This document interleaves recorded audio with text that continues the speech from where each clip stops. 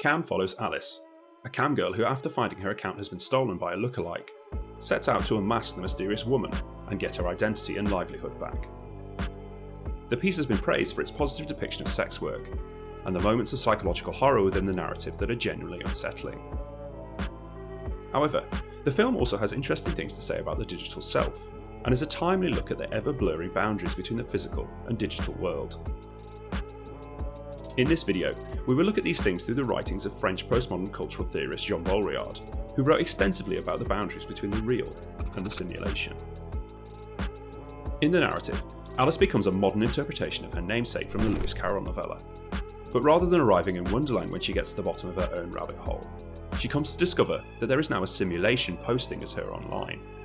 This monstrous version of her has not only taken her valuable account on Free Girls Live with a huge following and earning potential, but also has been able to produce what is apparently a direct physical copy of her. The copy is entirely independent, and can interact with the world around her to the extent that it is indistinguishable from the real Alice.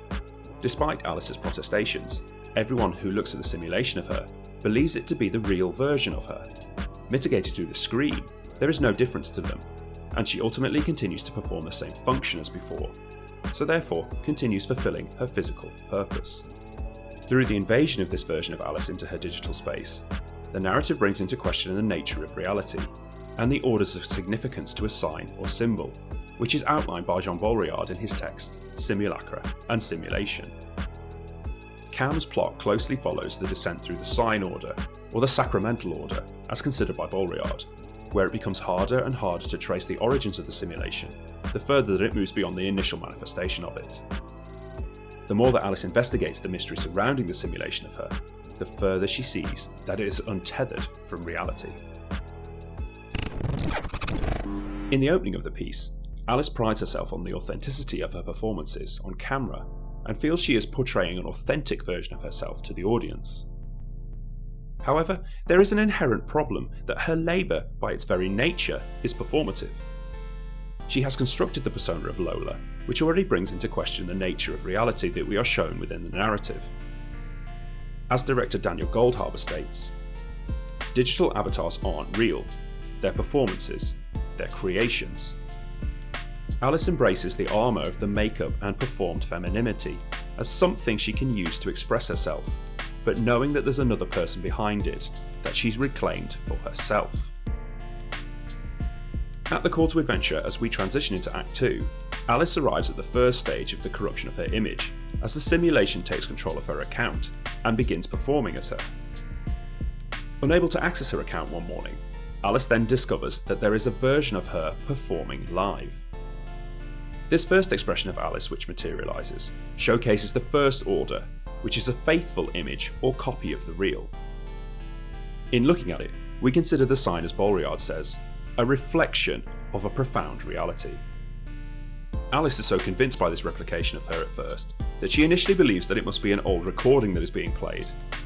However, she soon realises that this is not the case.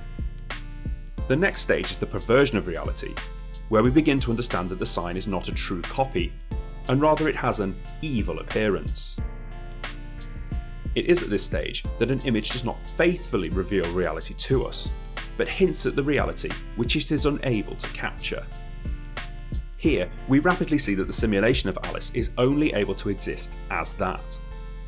The simulation does not have to deal with the ramifications of its actions, which cause Alice's digital and physical life to collide. The simulation can act with complete impunity, without ever having to faithfully represent the totality of who Alice is. For example, she does not have to navigate her job being exposed to her family, the legal system which is poorly equipped to police the internet, or the atmosphere of misogyny that she experiences as a reaction to her profession. However, to those around her, there is still no difference between the real and the simulated Alice.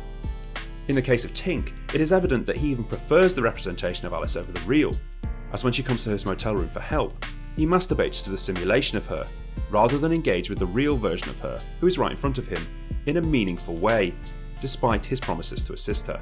This, it could be argued, is because we are so used to experiencing the world which is only symbols, that it is a struggle to see the demarcation between the simulated and the real.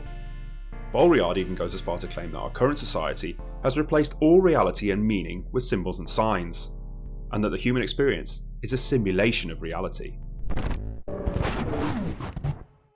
The third stage masks the absence of reality, where the image is merely pretending to be a faithful copy, and now bears no resemblance to the original. Baudrillard calls this stage the order of sorcery, where all human meaning is conjured artificially and barely represents a truth that it once alluded to. During the moment when Alice first comes face to face with a simulation of her, in the bathroom at the motel, it is unable to recognise her, instead believing that she is Tinker's girlfriend. It has entirely disassociated from the real that it once embodied. This conflict progresses further, as Alice is able to destroy the simulation of herself by confronting it within the chat room. Ultimately, she proves that she is the real version by causing direct physical harm to her body, something which a simulation cannot experience, as it does not have one. She can only simulate it, as she glitches to provide a simulation of the appearance that the real Alice now has. Alice is then able to delete the account, removing the simulation from existence. The fourth and final stage is what Baudrillard calls pure simulation, in which the image presented at this stage of the sacramental order has no relationship to any reality whatsoever. In fact, it is now part of a hyper-reality, where there is nothing about it which has an original referent and has created a truth in its own right. This can clearly be seen at the end of the piece, where Alice, having vanquished her simulation, sets up a new identity for herself on Free Girls Live, which is completely untethered from her previous persona.